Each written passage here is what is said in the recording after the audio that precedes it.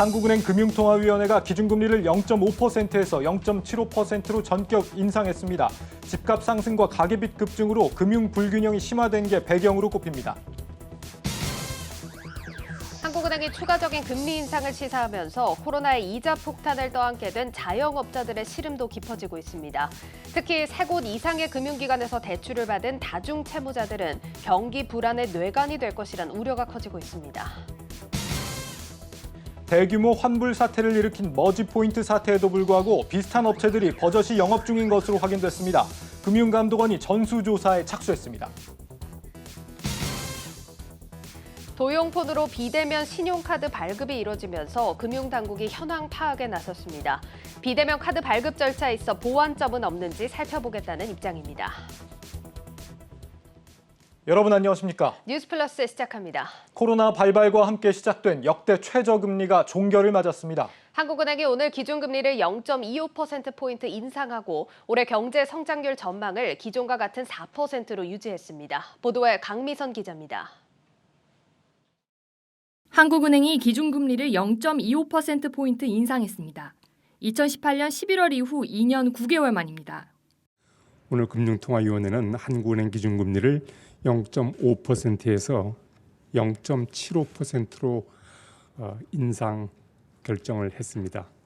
금융 불균형의 지금 누적 상황을 좀 완화하기 위한 노력을 지체해서는 안 되겠다 이런 판단에서 이제 저희들이 금리를 이렇게 올리게 됐는데 코로나 4차 대유행에도 기준금리를 올릴 필요가 있었다는 겁니다.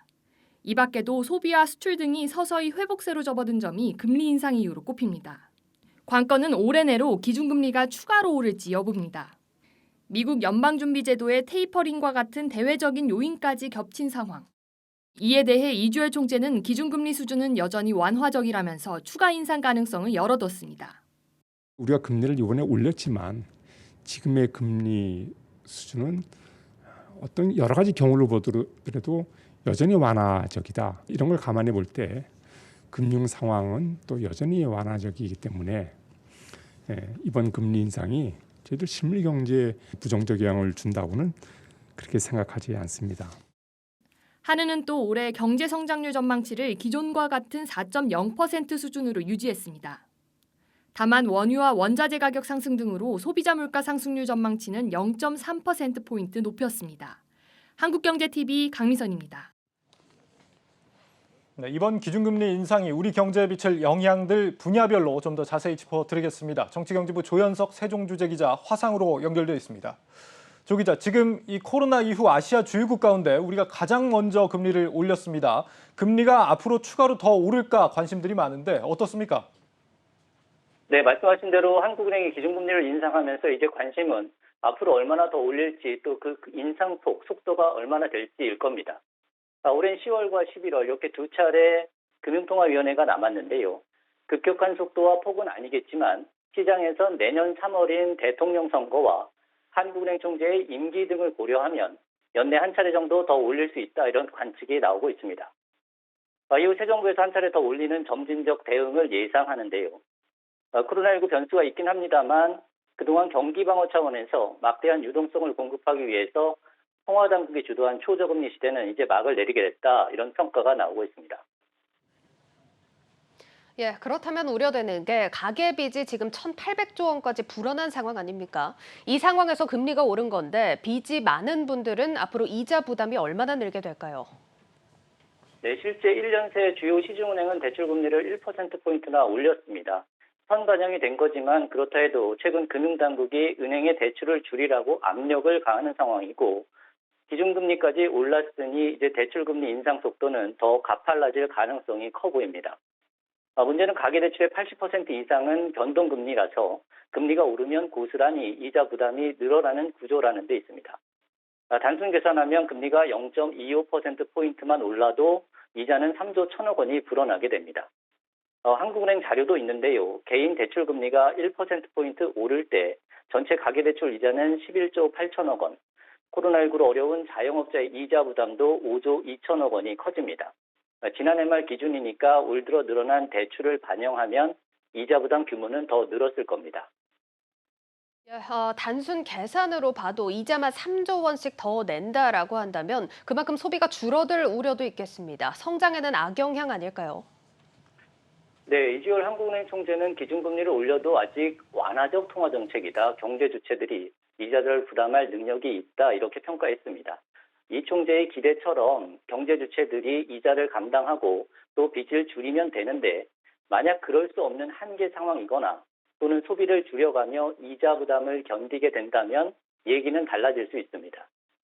과열된 자산시장을 냉각시키기 위해서 단행한 금리 인상이 자칫 저소득층과 한계 기업의 어려움만 가중시키고 경기 위축을 불러올 수 있다. 이런 우려가 나오는 이유입니다. 실제 이번 금리 인상의 여파로 여러 곳에서 빚을 진 다중채무자들의 부담은 더 커질 것으로 예상됩니다.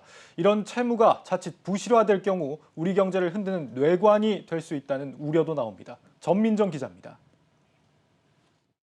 기준금리 인상으로 기존 대출자들은 모두 이자 부담이 늘어날 전망이지만 그중에서도 타격이 큰 이들은 다중채무자입니다. 코로나19 사태 영향으로 지난 3월 말 기준 자영업자 중 개인 사업자와 가계대출을 동시에 낸 다중채무자 비중은 전체의 절반 수준. 이들 다중채무자는 이자가 상대적으로 높은 이금융권에서 주로 돈을 빌렸다는 점에서 금리 인상으로 인한 이자 부담은 한층 클 것으로 예상됩니다. 올해 1분기 저축은행 전체 대출에서 다중채무자 대출이 차지하는 비중은 73%이며 전체 카드론 사용자 중 65%도 다중채무자입니다. 그런데 카드론 평균 금리는 지난달 기준 연 13% 안팎으로 시중은행 신용대출 금리의 3배에서 4배에 이릅니다.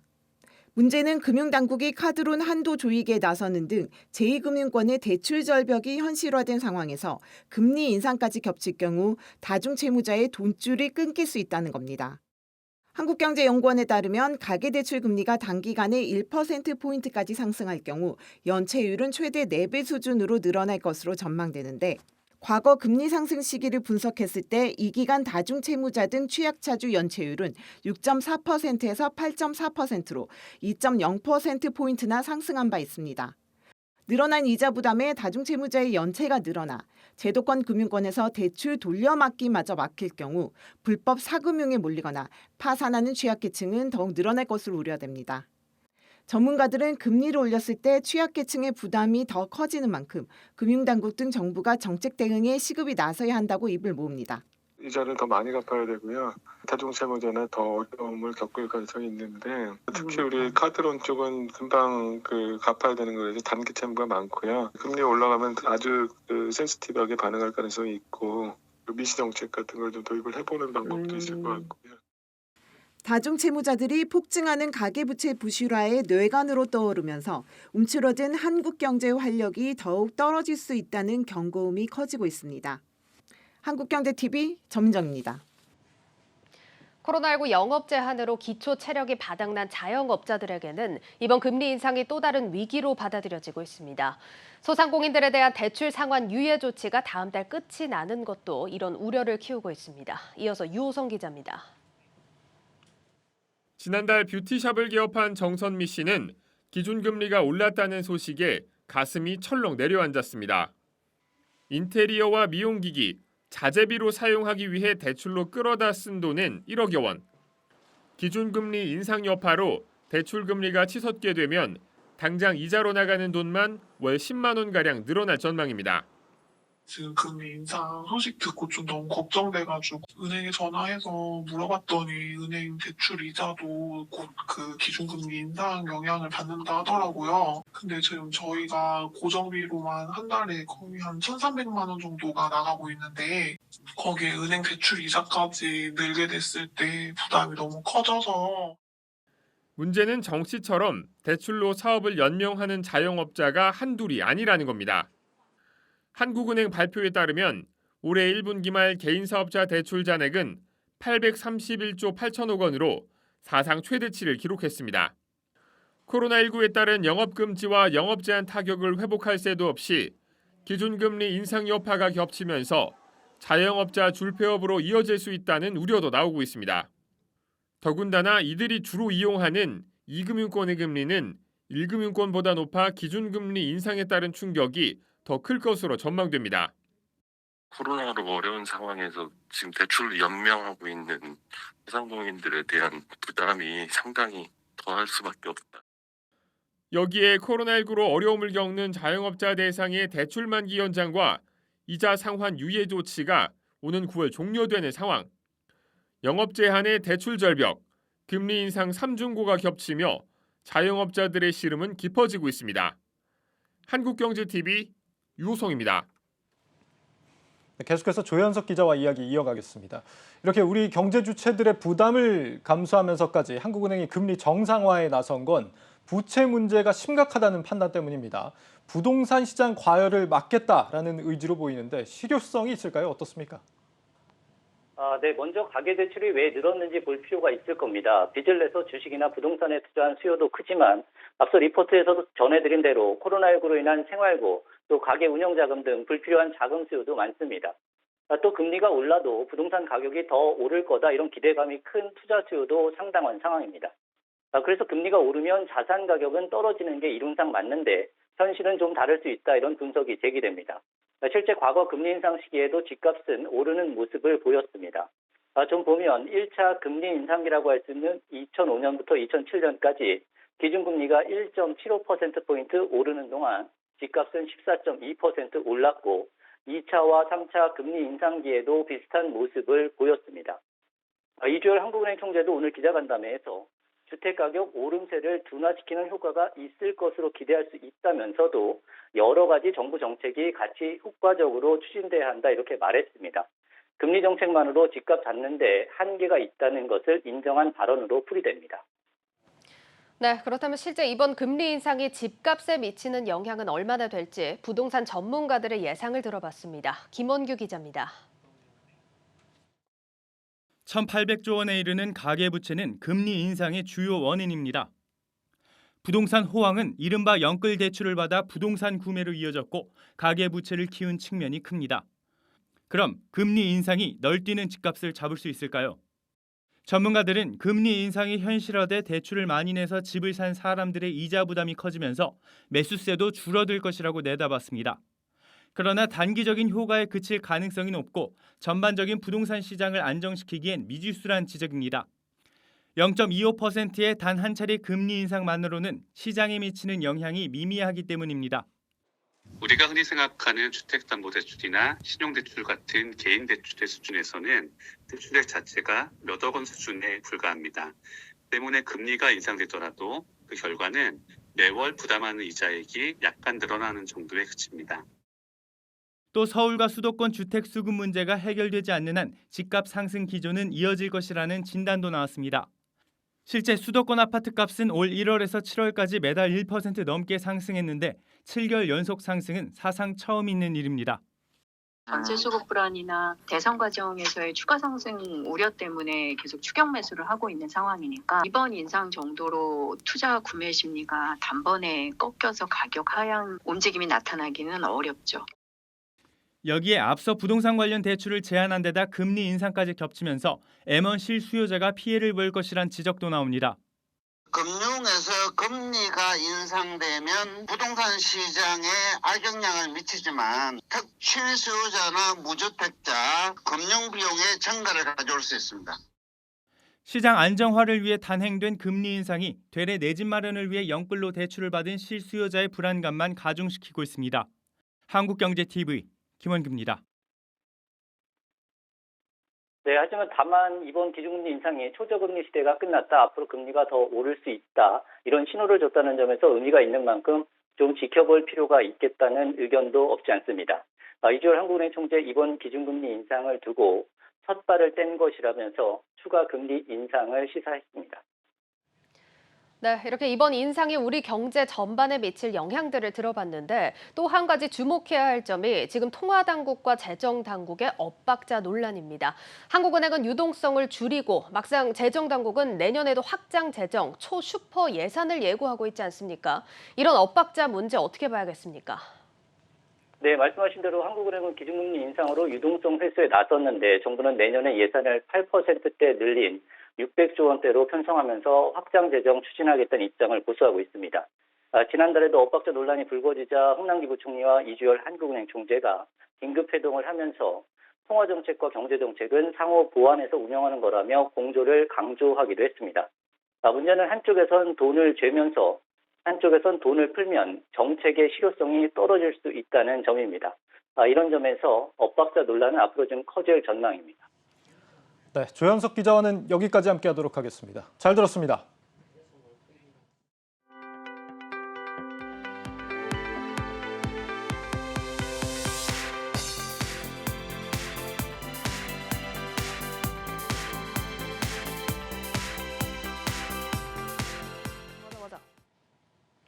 이번 금리 인상이 우리 증시에 미치는 영향에 대해 전문가들은 제한적이라는 평가를 내놨습니다.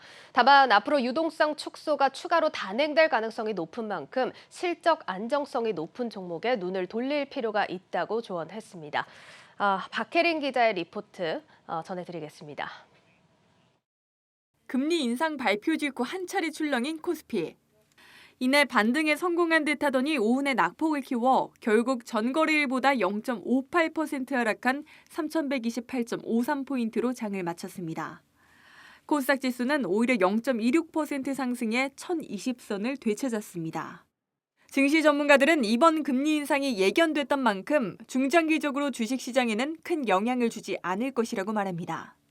다만 초저금리 시대가 막을 내리고 미국의 테이퍼링이 가시화되고 있는 만큼 실적 안정성이 높은 종목으로 눈을 돌릴 필요가 있다고 조언합니다. 예상 가능한 금리 인상 사이클로 보여지고요. 한국이든 미국이든 유동성 긴축과 금리 인상 사이클로 진행되고 있는 건 사실이기 때문에 실적 안정성이 높으면서 밸류에이션 매력이 상존하는 업종 위주로 포트폴리오 변화는 좀 필요하다 이런 생각이 좀 듭니다.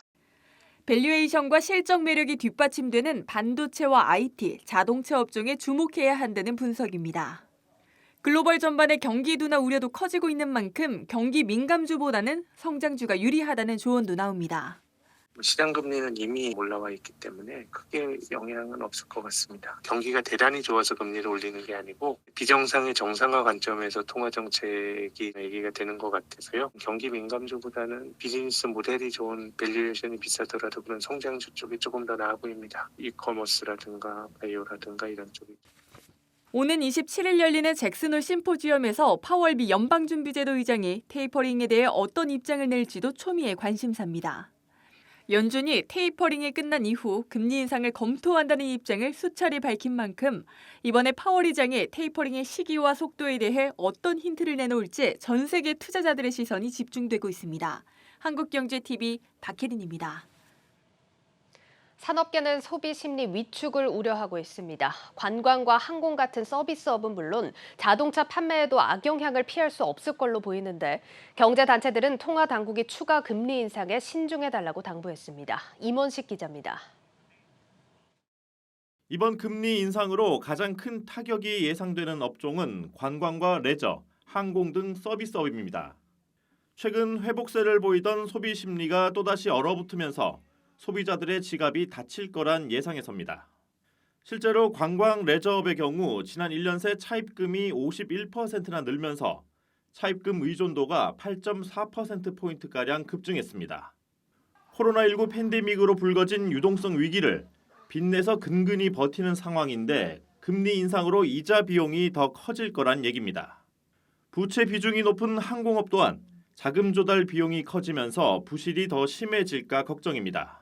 우리 산업이 지금 현재 완전히 코로나 이전 상태로 회복된 것은 아닙니다. 특히 그 대면 서비스 같은 서비스 산업 업종 같은 경우에는 여전히 자산 매각 등을 통한 그리고 차입금 확대 이런 걸 통해 서바이벌을 위해서 지금 현재 어떤 노력을 하고 있는 와중이기 때문에 이들 업종을 영위하는 기업들의 경우에는 이번 금리 인상이 큰 부담으로 와닿을 가능성이. 금리 인상에 따른 소비 심리 위축은 고가의 가전이나 자동차 판매에도 영향을 줄 것으로 전망됩니다. 특히 자동차는 할부 판매가 대부분인 만큼 행여 판매 부진으로 하반기 실적이 나빠질까 우려됩니다. 금리 영향권에서 다소 멀어 보이는 반도체나 철강 같은 수출 업종들은 금리 인상으로 환율이 어떻게 바뀔지 예의주시하는 분위기입니다. 원화 강세로 가격 경쟁력이 떨어지게 되면 환차손에 따른 수익 악화가 불가피하기 때문입니다. 이런 가운데 대한상의와 중기중앙회 등 경제단체들은 통화당국을 향해 기준금리 추가 인상에 신중을 기해 줄 것을 당부하고 있습니다. 대중소기업 간 이른바 K자형 양극화가 갈수록 심해지고 있는 상황에서 금리 인상이 중소기업들의 금융비용 부담을 키우면서 결국 은행 부실로 이어질 거란 목소리입니다. 지난해 말 기준으로 국내 상장기업 2,520곳 가운데 40%는 한 해 번 돈으로 대출 이자조차 갚지 못하는 좀비 기업들로 이는 33% 수준이었던 10여 년 전 금융위기 당시보다 더 많은 수치입니다. 한국경제TV 임원식입니다.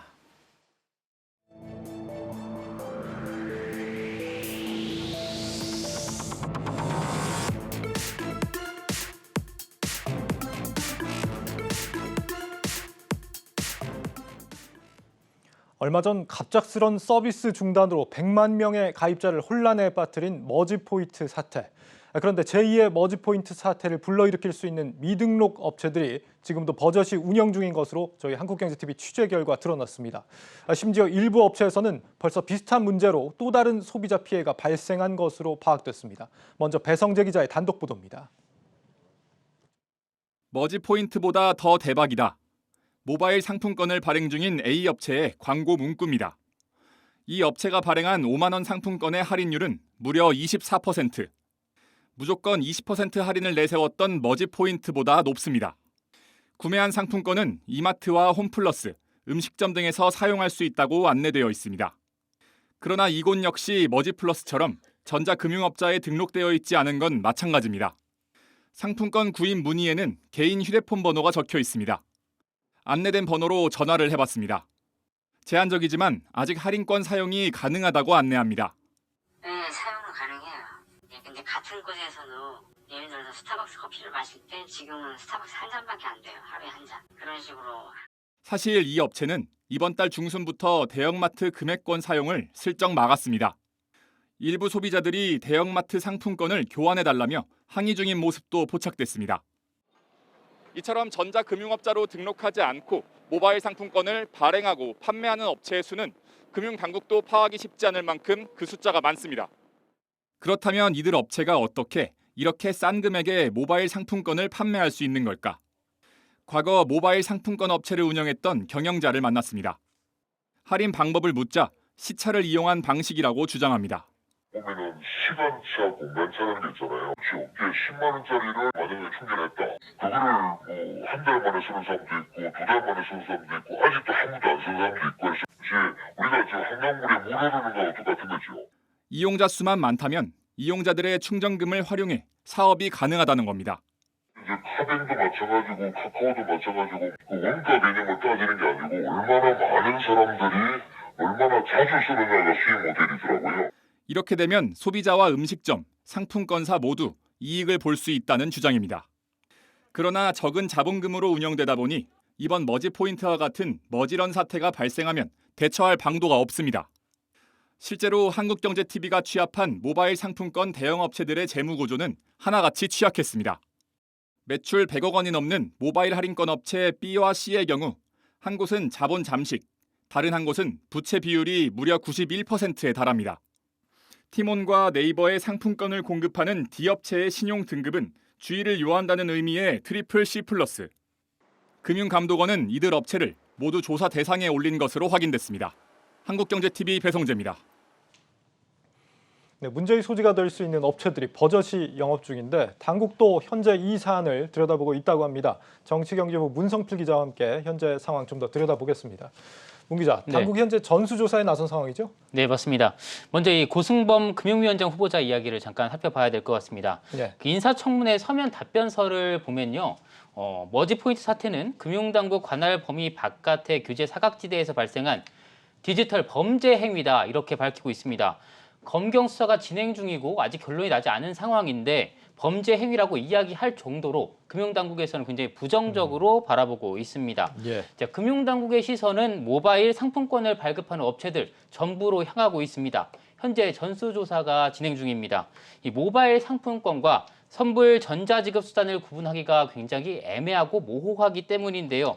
자, 이들을 어떻게 구분할지에 대해서 금융위원회와 금융감독원은 외부 법무법인의 유권 해석을 맡기거나 법률 검토를 한 적이 아직 없습니다. 때문에 이 머지 포인트 사태가 터지고 책임론이 불거지자 일단 전수조사를 하자, 이런 상황이라고 보시면 되겠습니다. 네. 그러면 지금까지 실제 당국 조사를 통해서 문제가 있는 걸로 밝혀진 업체가 있습니까? 현재 조사 중인 사안이라서 이야기하기에는 조금은 조심스럽습니다. 예. 하지만 금융당국이 유심히 지켜보는 회사가 있습니다. 이 업체는 카카오톡 선물하기 공식 대행사를 맡고 있을 정도로 모바일 상품권 시장에서 어느 정도 규모를 인정받고 있는 회사입니다. 하지만 전자금융업자로 등록되어 있지는 않습니다. 이처럼 모바일 상품권 사업자들은 대부분 전자금융업자로 등록을 하지 않고 있습니다. 자, 8월 9일 기준으로요. 전자금융업자 선불 전자지급 수단에 등록된 업체 수는 67곳에 불과합니다. 그 대형 업체가 머지 포인트와 비슷한 문제가 있지 않나 해서 지금 당국이 예의주시하고 있다 이런 얘기고 네. 구체적으로 이 업체는 어떤 점이 문제로 거론이 되고 있죠? 먼저 이 업체가 운영하는 앱을 보면서 설명을 해드리도록 하겠습니다. 예. 자, 사진 나오는데요. 업체를 보면 충전 버튼이 있습니다. 이 카드 결제 등을 통해서 이 금액을 충전하면 이 충전액을 현금처럼 사용할 수 있게 되는 건데요. 뭐 커피숍이나 음식점, 편의점 등에서 상품권을 사거나 또는 직접 결제를 할 수도 있습니다. 금융당국은 충전액으로 직접 결제가 가능한 부분, 이 부분을 전자금융업자 등록에 필요한 선불 전자지급 수단에 해당한다고 보고 있습니다. 머지 플러스의 머지 머니와 유사한 구조인데요. 이 업체는 현재 직접 결제 서비스는 중단한 상태입니다. 그러니까 이 상품권 업자가 모바일 상품권을 취급하는 것 자체는 문제가 아닌데 네. 이 충전을 하는 형식이면 반드시 전자금융업으로 등록을 해야 한다 이겁니다. 지금까지 이 모바일에서는 상품권과 포인트의 이 경계가 좀 모호하다 보니까 알게 모르게 좀 피해 사례들이 좀 많이 나타나고 있습니다. 관련해서 좀 피해가 집계된 게 있습니까? 네, 저희가 김희곤 국민의힘 의원실을 통해서 한국소비자원에 접수된 모바일 인터넷 상품권 소비자 피해 현황을 살펴봤습니다. 예. 자, 표를 보실 텐데요. 2019년부터 올해 8월 20일까지 최근 3년간 접수된 피해 사례가 695건에 달합니다. 특히 보시면 올해는 아직 끝나지도 않았는데 이미 지난해보다 접수된 피해 사례가 더 많은 것을 확인할 수가 있습니다. 자, 주요 사례도 한번 살펴보겠습니다. 먼저 첫 번째로 기프트콘 유효 기간이 끝났는데 기간 연장을 요구하거나 90% 환급을 요구했더니 사업자가 거절한 케이스가 있고요. 예. 또 모바일 상품권을 구매 후 또 계약을 철회하거나 환급을 해달라고 했는데 이를 사업자가 거절한 사례가 있습니다. 또 기프트콘 구입 때보다 상품 가격이 오른 거죠. 그래서 추가 결제를 반드시 해야만 이걸 사용할 수 있게 된다. 이런 사례도 있습니다. 예. 통계청에 따르면요. 국내 모바일 상품권 시장 규모는 굉장히 빠르게 성장하고 있습니다. 2019년에 3조 3,239억 원. 이 정도가 되는데요. 이처럼 빠른 성장 속도를 소비자 보호와 관련된 규제나 제도가 따라가지 못하고 있다. 이렇게 이해하시면 될 것 같습니다. 지금 제도적으로 좀 보완이 되려면 아무래도 좀 시간이 많이 걸릴 것 같고 소비자들이 일단은 좀 조심하는 게 좋겠습니다. 어떻게 해야 될까요? 네, 맞습니다. 이 금액을 먼저 충전해서 사용은 앞서 계속 이야기를 드렸지만 충전형일 경우에는 전자금융업자 등록이 된 업체인지 한번 확인을 해보는 것이 좋습니다. 금융감독원 홈페이지에서 이 전자금융업자 명단을 확인을 할 수가 있고요. 또 필요보다 지나치게 많은 금액을 충전하는 것은 지양해야 한다고 전문가들은 조언하고 있습니다. 예. 이와 관련된 영상도 한번 보시겠습니다. 과도한 충전을 하는 것을 좀 지양해야 될 필요가 있습니다. 현재 전자금융거래법상으로는 200만 원까지 충전이 가능한데 거기는 미등록 업체니까 아마 무제한적으로도 충전을 할 수가 있을 겁니다. 보통은 이제 지금 네이버 페이나 다른 페이들은 이제 자동 충전 기능이라는 걸 쓰고 있거든요. 그래서 항상 영원이 돼 있더라도 그 결제를 할 때 즉시 충전이 되면서 사용하는 그런 방식을 채택하고 있습니다. 그런 방식인 경우에는 사실상 머지 포인트 같은 선불 전자지급 수단 발행자에게 충전 금액이 적게 되는 거죠. 그래서 잔액이 적게 되는 겁니다. 네, 머지 포인트 사태는 신종금융이라서 몰라서 못 막았다라고 할 수 있을지 모르겠지만 이 똑같은 피해가 앞으로 또 나온다면 그야말로 인재입니다. 이 제도 보완을 서둘러야겠습니다. 정치경제부 문성필 기자였습니다. 잘 들었습니다. 네.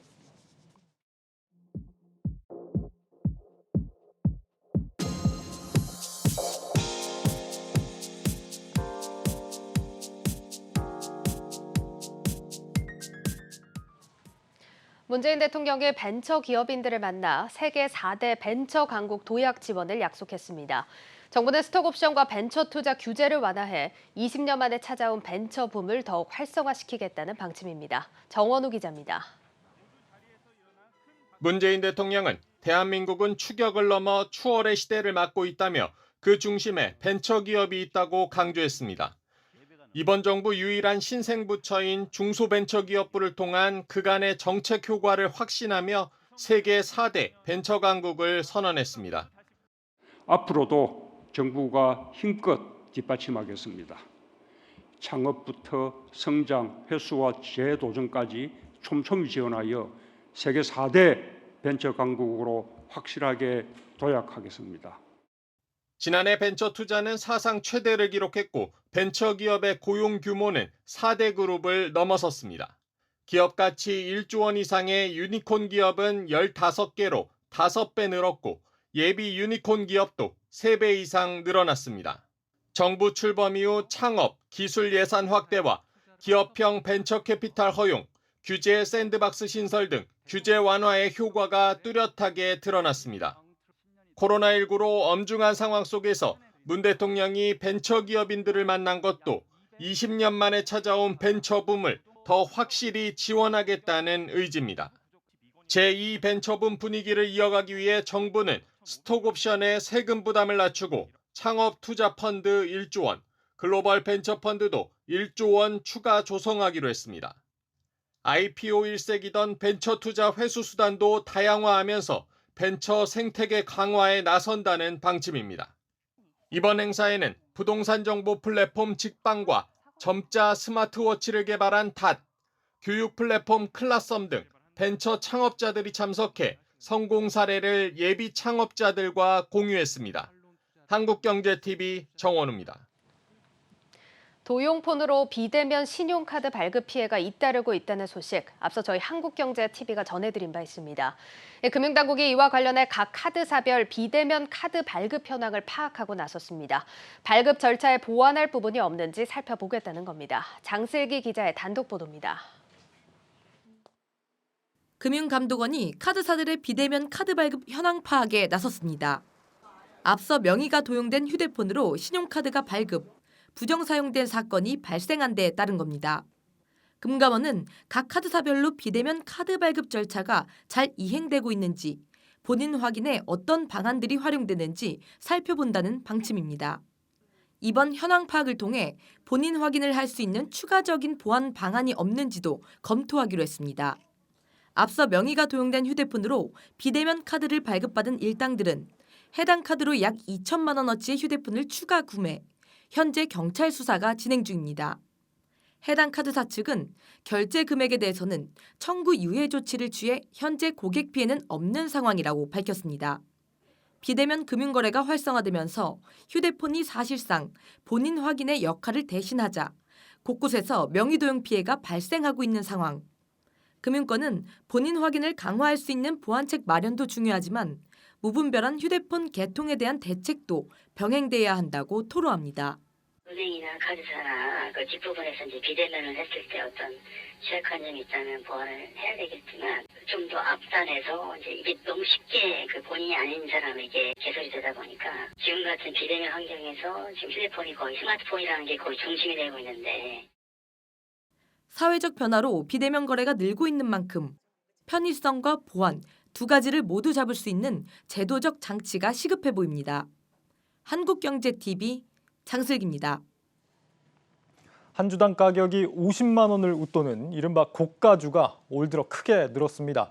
주로 미래 유망 산업에 해당하는 종목들이지만 만만치 않은 가격 탓에 개인 투자자들이 상대적으로 소외를 받고 있다는 지적이 나옵니다. 정경준 기자입니다. 최근 주가 100만 원을 찍으며 황제주 반열에 올라선 삼성바이오로직스. 그룹 차원의 대규모 투자 계획 등과 맞물리면서 향후 주가에 대한 기대감도 적지 않습니다.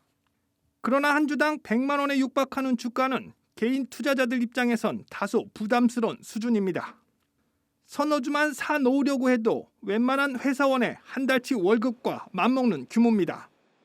문제는 개인 투자자들이 쉽게 접근할 수 없는 수준의 이른바 고가주들이 올해 들어 크게 늘어나면서 대형 우량주를 중심으로 한 개인 투자자들의 상대적 소외가 우려된다는 점입니다. 실제 올해 들어 8월 현재 한 주당 주가가 50만 원이 넘는 종목은 삼성바이오로직스를 비롯해 NC소프트, LG화학, 효성TNC 등 13곳으로 지난해 8곳에 비해 크게 늘었습니다. 특히 이들 종목 대다수는 바이오와 2차 전지 등 미래 유망 성장 산업군에 속한 종목들로 시장의 관심 역시 적지 않습니다. 상황이 이렇다 보니 코스피 전체적으로는 올해 들어 외국인 비중이 줄어들었음에도 불구하고 오히려 이들 종목 상당수는 외국인 투자자들의 비중이 확대됐습니다. NC소프트의 경우 외국인 비중은 지난해 말 48.7%에서 51.5%로 2.8%포인트 늘었고 LG화학은 42.5%에서 47.2%로 외국인 투자자 비중이 크게 높아졌습니다. 효성TNC도 외국인 비중이 크게 확대됐습니다. 이와 관련해 한국거래소 관계자는 액면 분할이 대안으로 가능할 수 있는데 이는 상장사가 자율적으로 결정할 사안이라며 주식수가 늘어나면 관리에 어려움 등이 있을 수 있는 만큼 어디까지나 상장사의 필요에 따라 결정할 문제라고 설명했습니다. 코로나19 팬데믹 상황 속에서 시장을 주도하며 V자 반등을 일궈낸 동학개미. 몇십만 원에 달하는 한 주당 높은 가격으로 대형 우량주에 대한 개인들의 소외 현상이 심화될 경우 최근의 증시 변동성 확대와 맞물려 개인 투자자들의 증시 이탈 현상이 나오지 않을까 우려되고 있습니다. 한국경제TV 정경준입니다.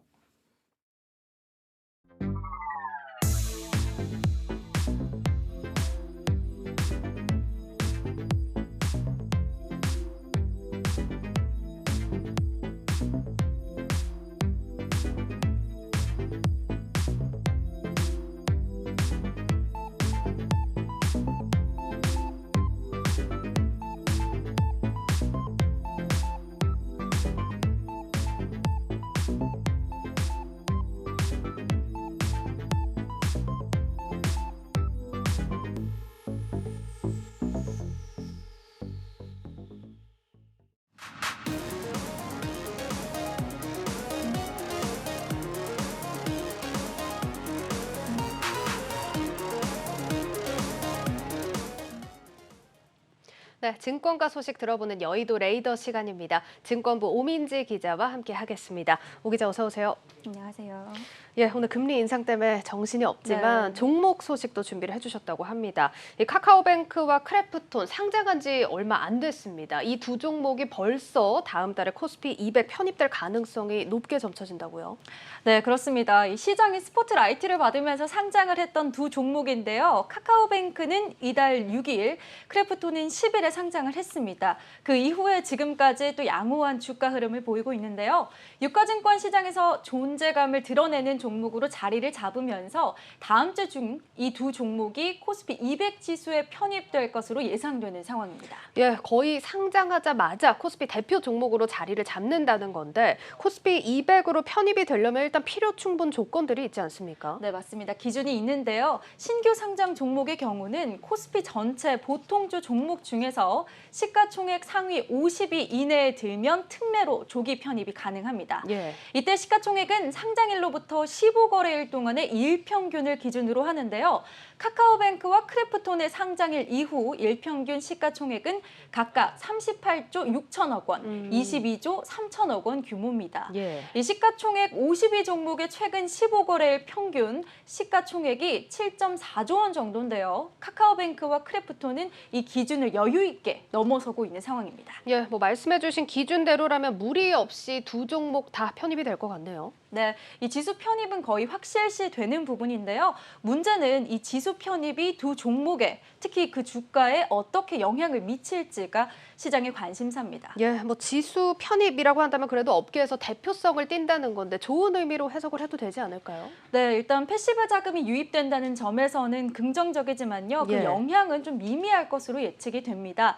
이 지수에 편입이 되면 해당 지수를 추종하는 자금이 유입되잖아요. 이때 들어오는 자금을 패시브 자금이라고 합니다.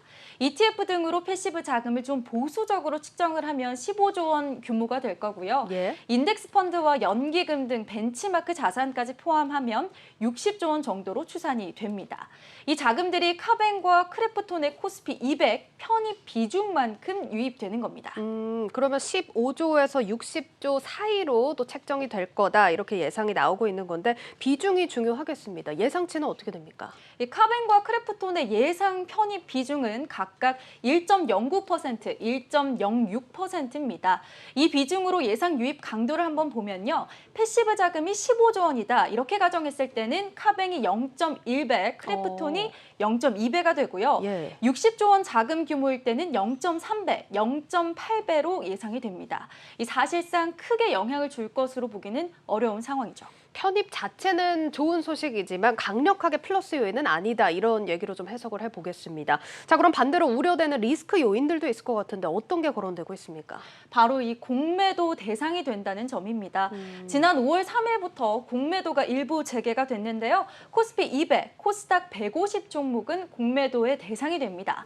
이 두 종목이 코스피 200으로 편입이 되면 자연히 공매도 대상 종목이 되는 겁니다.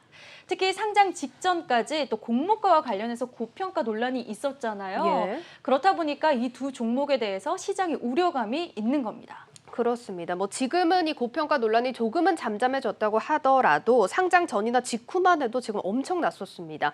공매도 대상이 된다라고 한다면 두 종목 주가 좀 어떻게 흘러갈까요?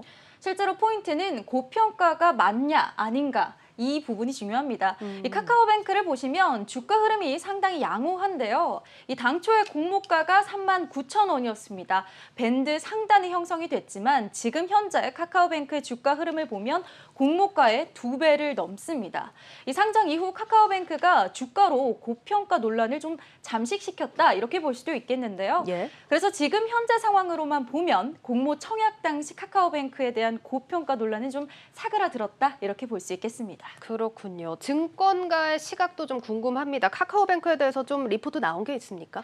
최근에 신한금융투자에서 카카오뱅크에 대해서 리포트를 냈는데요. 좀 화제가 됐습니다. 이 목표 주가를 10만 1,000원으로 제시하면서입니다. 오늘 종가를 기준으로 하면요. 상승 여력이 약 20% 정도 더 있다. 이렇게 본 겁니다. 뭐 밸류에이션으로 따져봤을 때 고평가는 아니다. 이런 소리로 좀 해석을 해볼 수 있는데 어떤 점에서 이 상승 여력이 있다. 이렇게 분석을 내놓은 겁니까? 이제 신한금융투자에서 분석을 할 때요. 밸류에이션의 피어 그룹을 중국 텐센트의 위뱅크로 꼽으면서 이런 결과가 나왔습니다. 이 카카오뱅크의 설립부터 텐센트가 주요 주주였다는 점에서 이 위뱅크의 운영 노하우가 벤치마크 될 가능성이 높다. 이렇게 판단을 했고요. 또 인터넷 전문 은행을 성공시켰다는 점, 또 손익분기점 달성을 2년 만에 성공했다. 이런 점에서도 좀 유사하다. 이렇게 본 겁니다. 지금 현재 카카오뱅크의 주가를 고평가로 볼 이유가 전혀 없다. 이렇게 분석했다고 말할 수 있겠습니다. 일단 고평가가 아니다라는 평가가 나온 카카오뱅크입니다. 자, 그리고 또 한 가지 종목 크래프톤이겠죠. 여기에 대한 평가는 어떻습니까? 크래프톤의 공모가는 49만 8,000원이었습니다. 당시에도 고평가 논란이 있었고요. 하지만 현재는 주가가 공모가를 소폭 하회하는 수준입니다. 최근에 주가가 또 50만 원을 돌파하기도 하면서 고평가 논란이 좀 무색하게 공모가 수준을 회복하고 있는 모양새인데요. 상장 이후 증권가 리포트들도 속속 나오고 있습니다. 유안타 증권에서는요. 62만 원 제시했고요. 메리츠 증권에서는 72만 원을 제시했습니다. 지금 주가보다 훨씬 높은 수준의 목표 주가인 겁니다. 그렇네요. 크래프톤도 뭐 고평가 논란이 좀 완화된다라고 볼 수 있겠네요. 그러면. 네, 게다가 또 9월과 10월 중에는 신작 발표가 있습니다. 이 배틀그라운드로 증명했던 이 크래프톤의 게임 경쟁력을 다시 한번 보여줄지에 따라서 고평가 논란이 잠들 수도 있는 상황입니다. 이 증권가는 신작의 흥행 가능성을 믿는다면 또 투자자들이 분할 매수를 고려해야 할 때가 아닐까 이렇게 입장을 냈습니다. 그래서 오히려 공매도 우려감은 좀 기울 수 있다. 공매도 대상으로 편입될 당시에 주가가 얼마인지가 더 중요하다 이렇게 얘기를 했는데요. 관련해서 전문가 의견 들어보시겠습니다. 공매도가 허용된다고 해서 특정 시점에서 가격대 대비 무조건 빠진다고 보기는 어려울 것 같아요. 왜냐하면 9월 말이나 10월 초에 신작도 지금 나올 예정이고 결국은 레인지죠. 트레이딩 범위 내에서 어디 있느냐가 훨씬 더 중요한 이슈인 것 같아요. 정리해보자면 공매도 대상으로 편입되는 시점의 상황이 중요하다라는 이야기입니다. 자, 그러면 언제 이 두 종목이 좀 편입이 될까요? 코스피 200으로 편입 된다는 그 자체에 대해서는 좀 확실한 상황인데요. 예. 지난 SKI 테크놀로지는 상장일 이후 15거래일의 시가총액이 이 카벤과 크래프톤보다 훨씬 낮은 10.3조 원이었습니다. 그랬는데도 6월에 코스피 200에 조기 편입이 됐습니다. 또 이번 카카오뱅크와 크래프톤도 조기 편입 가능성이 높은 상황인데요. 전문가 코멘트 함께 들어보시겠습니다. 12월 정기 변경에는 거의 100%라고 보시면 될 것 같고, 이번에 만약에 조기 변경이 발표가 나면 9월 10일에 지수에 편입이 될 거고. 예, 뭐 이르면은 다음 달 초 얘기가 나오고 있고 늦어도 올해 중에는 뭐 편입이 된다 이런 얘기네요. 네, 맞습니다. 편입 자체 여부보다는 편입 시 당시의 주가 상황에 좀 더 민첩하게 대응하실 필요가 있을 것으로 보입니다. 상장 전까지 두 종목이 고평가 논란에 대해서 1차적으로 방어를 잘 했다고 볼 수 있겠는데요. 예. 하지만 이제 상장 이후는 공매도의 대상이 되기 때문에 또 고평가 논란 2차전이라고 말씀드릴 수 있겠습니다. 이 두 종목이 잘 방어할 수 있는지 함께 지켜보시면서 투자하시면 좋겠습니다. 예, 이렇게 코스피 200 조기 편입 기대를 받고 있는 두 종목에 대한 이야기 들어봤습니다. 뭐 증권사에서 기존 고평가에 대해서 좀 완화적인 입장들을 속속 내놓고 있는 만큼 추가적으로 발표되는 자료들 더 살펴보시면 좋을 것 같습니다. 오늘 여기까지 듣겠습니다. 증권부 오민지 기자였습니다. 잘 들었습니다.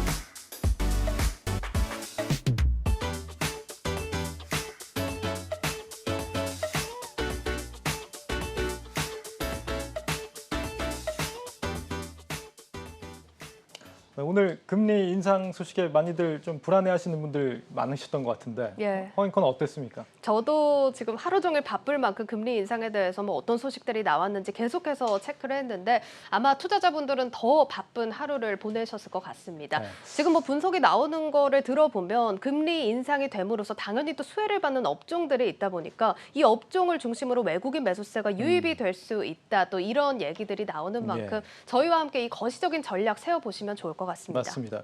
이 환율의 측면에서는 오히려 금리 인상이 외국인들의 어떤 투자 매력도를 높이는 부분도 분명히 있다라는 부분도 있습니다. 너무 큰 불안을 갖기보다는 앞으로의 상황을 조금 더 차분히 지켜보시는 게 좋겠습니다. 뉴스플러스를 마치겠습니다. 여러분 고맙습니다.